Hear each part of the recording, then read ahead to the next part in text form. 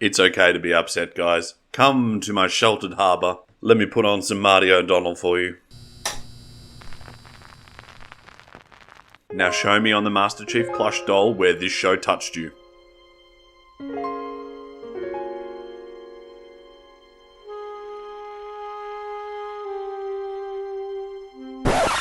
They did what? So it's not enough to produce a carbon copy generic science fiction show, but they have to debauch Halo as well. Is nothing sacred from these bastards? I'm a grown man and I'm pissed off that there was a sex scene in the show. How on earth did this happen? I can count on one hand the things I enjoyed in this episode. You know what? Let's start with that. Let's start with the things I actually liked. The close-up of Not Kelly's booty. Girl does squats. The fact that they showed a Covenant glassing. Caveat, there's a lot wrong with this scene, but I'll get to it later. The fact that Not Kelly got tied up. Right click, save. And when Not Fred beat the absolute shit out of Long John Silver. Again, there's so much wrong with this scene as well, but we're going to get to all of that. Strap in, ladies and gents, because I'm about to go deep and hard on this one. Episode opens with Long John Silver staring at himself in the mirror and drawing a big old circle on it. Oh, such clever cinematography. Cut to Dildo Lord and she's looking at a round mirror. Oh, it's brilliant. It's so smart. They both fondly remember touching each other when they teleported themselves to the ring, and then Long John turns up to take her on a date. No, I'm not fucking kidding. They go on an actual fucking date.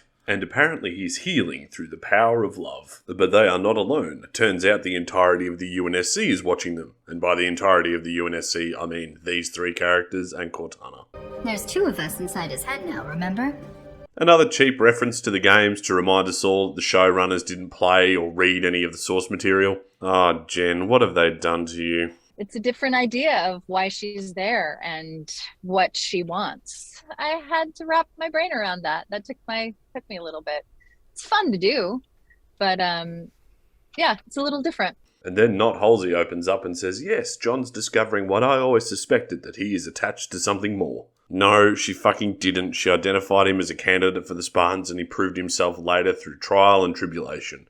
Earn your payoff, show, for fuck's sake. Yes, Halsey knew he was special, but she didn't know that he was connected to something bigger. Speaking of not earning your payoffs, P. Goski and Not Keys are also watching, and P. Goski is upset that John isn't interrogating this person the way she thought he would. This is bullshit. Yes, because he's been performing exactly to spec since episode 1. How are you so surprised by this? You're one of the few people that's actually raised concerns about his performance in this show. Did you forget that you were worried about him? Why is there no consistency within the show's own writing, let alone the fucking canon? Anyway, because half the show's drama is derived from the fact that the UNSC lied to the Spartans, she and Not Keys are worried that John's going to find out and then blame them for his kidnapping. Geez, it would be nice for the Covenant to turn up about now and actually do something outside the realm of family drama. Turns out we're going to get a bit of an insight into what the Covenant have been up to in this time. However, before we do, the showrunners are going to ruin a couple of other things. There's a prophecy. Where the stars sparkle like glass, a divine wind will rush through, propelling all those who are worthy on a great journey to the sacred ring, where we will become like gods. Really? This character has no fucking idea about the Great Journey? The fact that the Great Journey is launched from the Halo rings, it is the start of the Great Journey, and their divine wind will sweep across the stars, propelling all who are worthy along the path to salvation. The Great Journey is not the trip to the Halo ring. You know what? I'm going to rant about this shortly. Let's park this for now.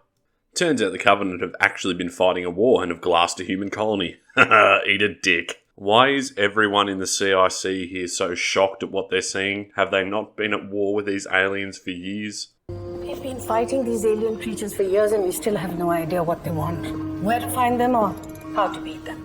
And then a Navy captain flat out refuses an order from an admiral to send ships? Okay. Because the Cole Protocol is in effect.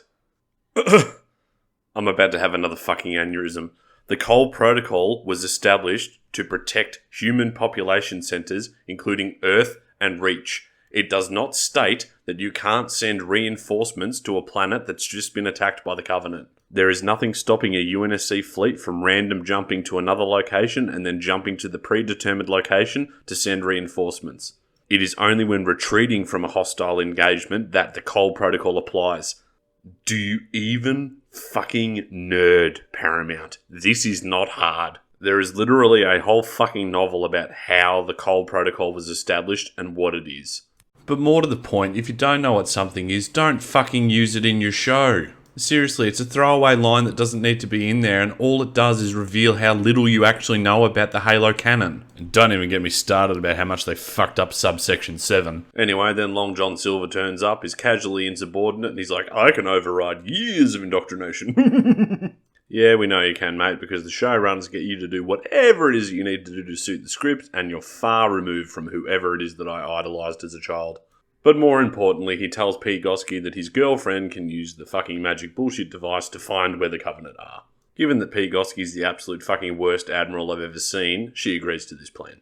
Cut to the only reasonable characters in this show, whether they're fucking canon accurate or not, and they're discussing the massive Cole Protocol subsection 7 breach that's sitting in front of them. Not really, because that would have required the showrunners to do some actual research. What they're actually discussing is the Phantom they picked up in episode 1 and how the encryption is too advanced to crack. Well, isn't that terribly convenient that they can't learn the nav data from this ship, because in the canon it doesn't take long for a smart AI to crack straight through that crap because Covenant encryption is garbage.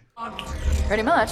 It's almost like they were really arrogant and didn't suspect a lesser species being able to crack their code. But once again, the showrunners are completely unaware of what the Covenant can and cannot do because they haven't done any research into the canon. Anyway, Not Fred then asks the question, is Kai fit for duty? Cut to Not Kelly throwing her considerable weight around. Hello, booty. I'm pretty sure this scene's in here for one reason only, and that's to highlight how strong Spartans are when they're outside their suits, so that they can enable the fight that's coming at the end of the episode. But all this scene does is highlight just how little Paramount actually know about Halo's lore, including the Mjolnir armor. And then there was this. The moment that completely debauched the Halo franchise. The moment that launched 1,000 sweaty articles online about Master Cheeks getting his jimmies off. The moment that's in this show to appease a casual viewer because Game of Thrones set the precedent 10 years ago. A shot fired in the darkness by Paramount that echoed through the halls of fans everywhere and struck them straight in the heart and ruined everything. And it wasn't bad enough that they actually did this, but then they had poor Cortana, voiced by Jen Taylor, watching on in stunned silence. Yeah, me too, Jen. I can't believe what they've done to him. But anyway, the message of this scene is clear. Bitches love books. Get a bitch a book, and then they'll let you rail them. Anyway, after Dildo Lord gets the absolute best dickin' of her life, she decides to rip her plasma nail out because she won't be needing that anymore. I imagine first year art students studying Feminism 101 will have a lot to say about this scene. How the act of sex is a vulnerable one and giving up her power is manifest in the way she rips her fingernail off, and blood and vagina and such. But all I see is a moron who had sex with someone who bought her a book and then removed her only self-defense mechanism. I also see someone who's given up on everything they believed in because they got a good dicking. This is a horrible message. Why does every single character in this show make stupid decisions that lead to the next plot convenience? Let's pretend to buy for a minute that she's fallen in love with Jimmy Ring's Master Cheeks Long John Silver 117. Even if she has fallen in love with this guy, she's still loyal to the Covenant and is surrounded by her enemy, the UNSC. Evidently, she'd be rather conflicted about her feelings for John and her loyalties to the Covenant. Therefore, it stands to reason that you would keep your concealed weapon because it's not hurting anyone or doing anything, just in case you might need it, you know, when you're in a room surrounded by hierarchy.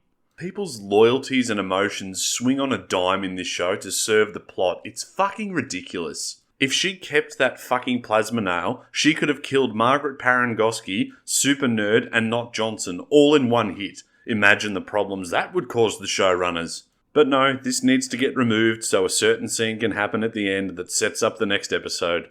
I know I'm making it sound like I hate setup and payoff, but that's not the case at all. My problem is when stupid decisions are made by illogical characters for the one and only reason of pushing the narrative forward due to convenience. It is rampant throughout this show, and I'm going to keep pointing it out until the message gets received. There has been so many examples in this show of characters just getting so very lucky at the exact moment they needed to get lucky in order for the plot to continue forward.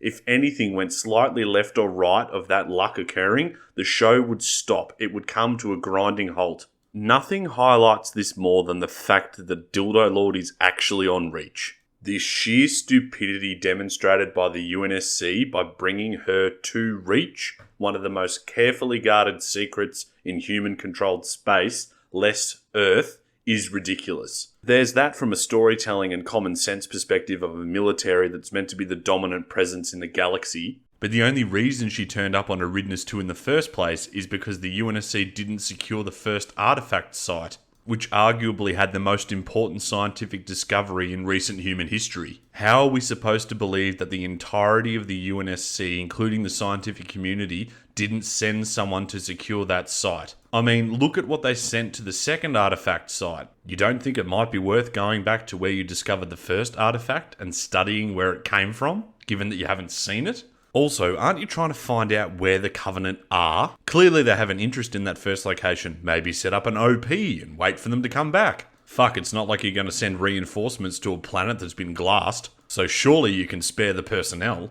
And then it was just bloody fortunate that her and John shared this magical connection across time and space, and she could correctly identify where he was in amongst all of that stimulation she was having while she was having an orgasm. Then, despite everyone saying how fucking bizarre it is that a human just happened to drop out of a Covenant carrier onto the planet, they take her back to Reach. They don't take her to an off-world detention center for processing. They take her to the most carefully guarded secret apart from Earth. Do you see where I'm going with this, guys? Do you see how fucking convenient and stupid all of this is? Cut to Cortana explaining that it was a good thing that Long John Silver and Dildo Lord just had sex. And for some reason, Mama Halsey is somewhat jealous about this happening. John was never alone. He had me. Oh my god, I don't even care. This show all but destroyed Halsey 2 episodes ago, so you know what? Do what you want with her. Then Not Johnson turns up and tells Halsey that she needs to be off planet by 1200 today. Coincidentally, it's the same time they're conducting a test with the magic bullshit device where Dildo Lord's going to touch it and show them the way. You don't know the way. Yes, I Do you know the way? I know the way. You have to have Ebola to know the way. I have Ebola. He doesn't know the way. Naturally, Mama Halsey doesn't take too kindly to being told what to do, and her response is a completely sane one. Execute Order 66. Once again, no, I'm not fucking kidding. Dr. Halsey built in a fucking Order 66 kill code into her Spartans. She now has more authority than anyone in the entirety of the UNSC over the Spartans. It's almost like the showrunners had no fucking idea what the Spartan project was and just borrowed another thing from Star Wars. If it seems like I'm glossing over the plot of this episode, guys, it's because I am. The same way Paramount have glossed over all the important parts of Halo. The amount of effort put into this show is disgusting. It's lazy, it's unimaginative, it lacks passion, it has all the intellectual depth of a cum sock. Honestly, the script feels like it was written by someone who was told about Halo from someone who watched someone play Halo, and that person playing Halo was a casual fan who had no idea how to hold a controller. The passing references to things that should have absolute weight behind them, like the Halo Array and the Covenant, is just a joke. This is really highlighted for me when Mackie's talking about the One Ring, and a divine wind will sweep those who are worthy to the ring. Bitch, it's the Halos that lead people to the Great Journey. The Great Journey isn't a trip to the fucking Halo ring where you become a god. The Great Journey is what comes after you activate the Halo rings. Rings. There's more than one of them. There are 7, in fact, the 7 pillars of Bungie. But anyone who's fucking played Halo would know that. This show is a fucking slap in the face to everyone and anyone who's cared about Halo at some point in their life. If you're enjoying this show, as I said previously in my other reviews, congratulations, but you're probably the person who thinks sunsets are the height of artwork. This show has taken the Halo name, but absolutely nothing else from it. I feel so sorry for the art department and the production design team. Imagine putting your heart and soul, blood, sweat and tears, and countless hours into your craft because you know and love this franchise and you want it to look as good as possible, only for it to be presented in the shittest fucking script imaginable. Nothing about this show is Halo. It's like we've entered the uncanny valley where everything looks like Halo but isn't Halo. The UNSC are the bad guys and I find myself rooting for the Covenant because I don't know fucking anything about them. They may as well be the good guys in this show. Given the amount of time and effort they've put into demonstrating that the UNSC are absolutely incompetent and all they do is fight with each other and make dubious decisions that lead to people getting hurt. The chain of command at Fleetcom are an absolute joke, and anyone who's ever served in any branch of the military will laugh this show right out of the fucking streaming service. Bad decisions get made every single day in the Defence Force, but this is just comically fucking stupid. The level of understanding about UNSC operations is fucking laughable. Sir, I don't like this. These two get their fucking heads together. It's fucking dangerous. This show is like watching a kid play with fucking toy soldiers in a sandpit.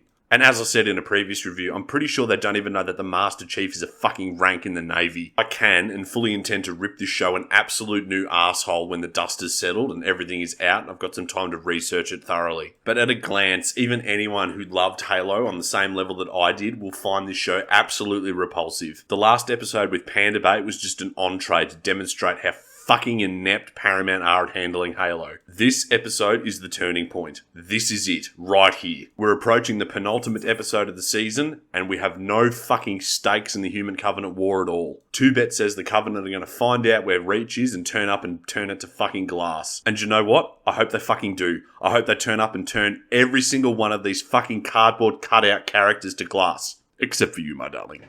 I do not hold any of the actors involved in this show responsible for the portrayals of their characters. They've done the best they could with what they had to work with. No, I lay the blame squarely at 343's Kiki Wolfkill, Kyle Killen and Stephen Kane, and every other dickhead writer that didn't realise how important this fucking franchise was. How do you have the opportunity to produce a fucking Halo show with creative freedom and you produce this absolute garbage? I have read better fucking fan fictions online than this shit. Fan fictions with more accuracy and more love and more care for the franchise than anything Paramount could even begin to muster. This show is creation by committee. It is garbage streaming service crap that was produced to have content for people to binge on who don't have a fucking brain. There is absolutely no passion or care for the world and franchise of Halo in anything I've seen thus far. The exception being the entire production team, including the costumes, art, and props departments. As I said,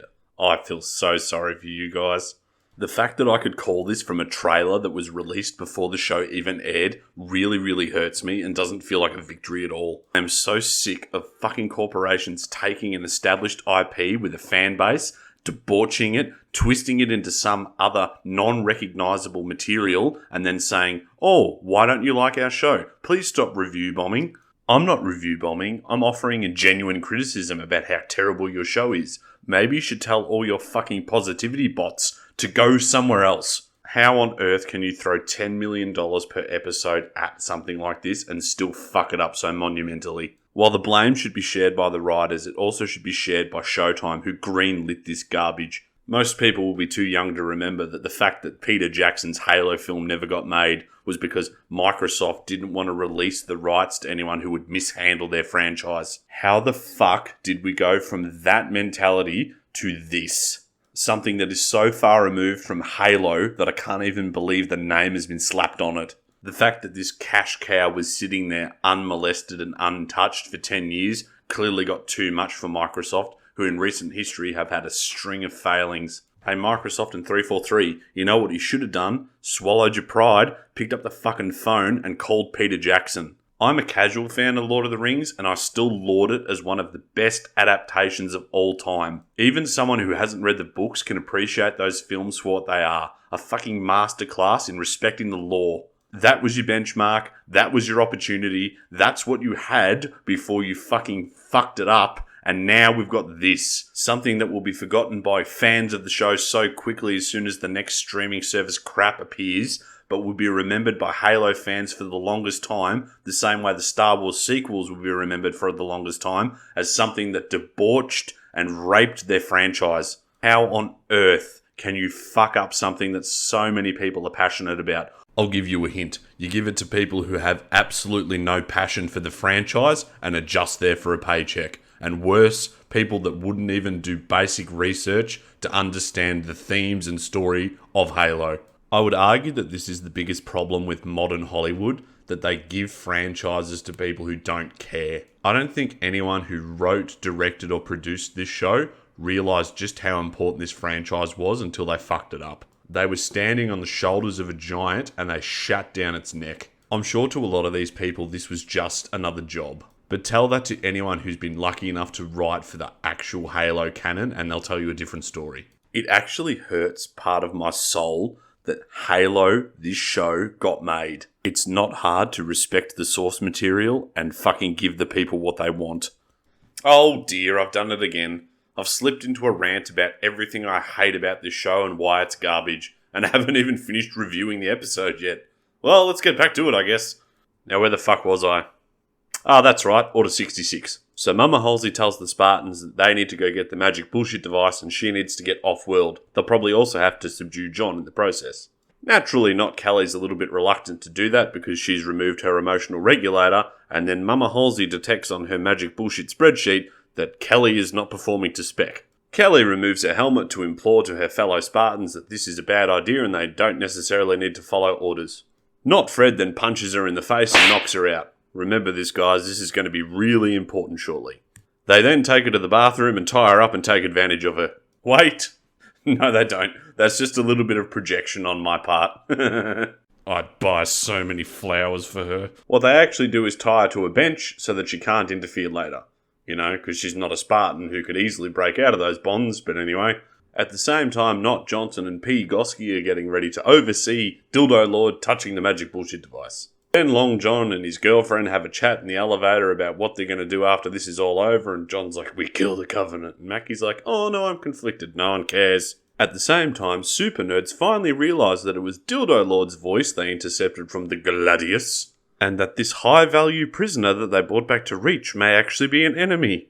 Oh my fucking god, what child wrote this script? Cortana then refuses to paralyse John and warns him that he's about to walk into an ambush with his old buddies. John tells Dildo Lord to run for it, but doesn't bother explaining the situation to her because why on earth would you bother doing that? And then decides to attack the problem head on. This is at least consistent with Long John Silver's character because it proves that he is a moron. Also, Twitch, something else is really bothering me here. In the canon and games, the default setting of the rangefinder is 25 meters. In this situation, Not Fred and Not Linda / Not Kelly / Redhead Spartan / I haven't really given her any thought thus far because she isn't really a character. Spartan Fox, that's what we'll call her. And Not Fred and Spartan Fox are waiting to ambush the Master Chief. Therefore, they would probably set their rangefinders out to the maximum distance within that location. Regardless, it would be minimum 25 meters. Why is there no red dot on either of their HUDs? For God's sake, Paramount. Anyway, then Not Kelly gets loose and runs off to go warn everyone what's happening. Long John then gets his absolute ass beaten by Riz and Vanek here. I'm using their names from the show because they deserve it in this instance. And despite Vanek knocking Not Kelly out with one punch to the face, John absorbs multiple blows to the back of the head and front of his face, and yet, he's fine. I don't want to accuse Paramount of sexism, but this is a blatant example of not following the rules set out within your own show. Yes, he is a Spartan, he is augmented, he is strong, as we saw earlier with Not Kelly throwing her weight around in the gym. However, earlier we saw Spartans sprinting at speeds at up to 75 miles an hour, punching concrete with their bare hands, and a whole manner of other superhuman feats that's enabled from that armour.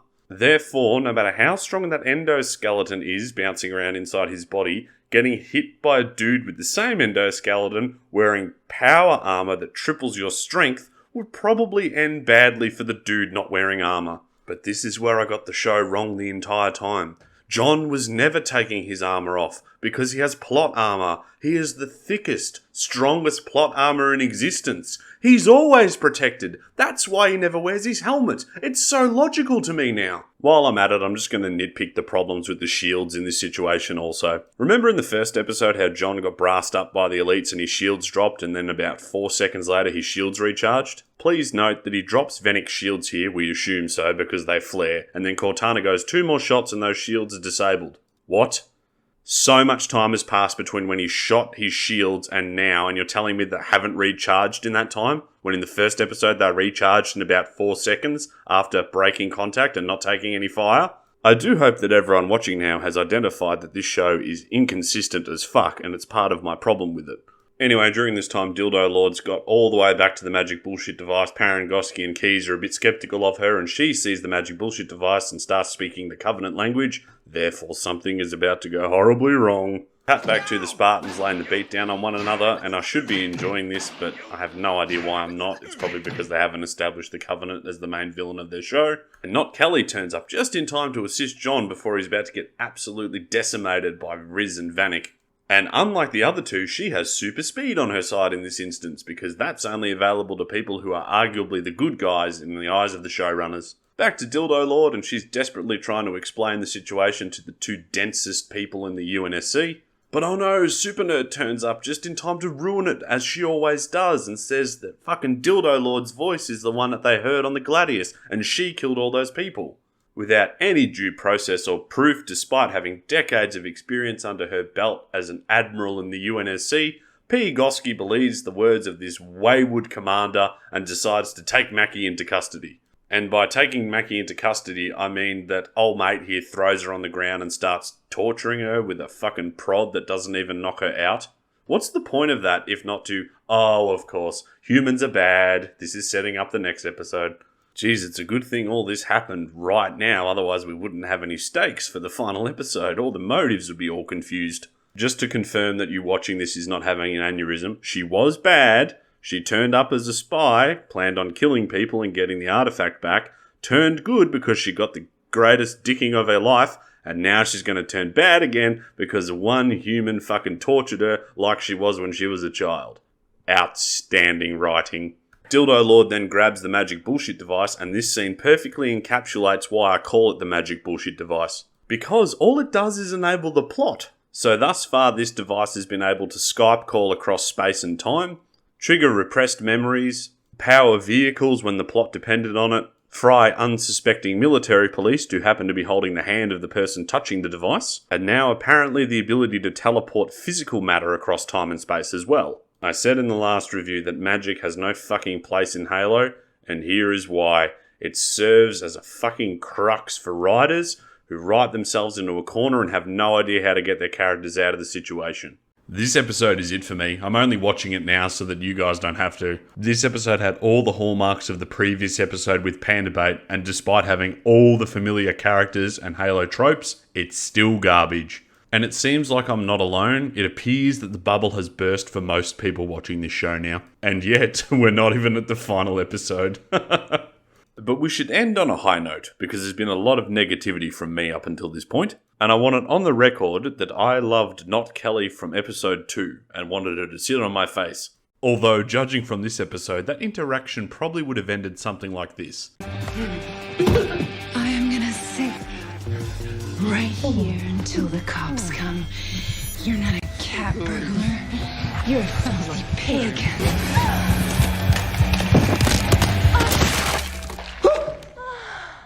Kate, if you're watching, I don't care. Call me. But remember, I'm just a brainless lump, hoping to get my face crushed between Not Kelly's ass cheeks. Hooroo.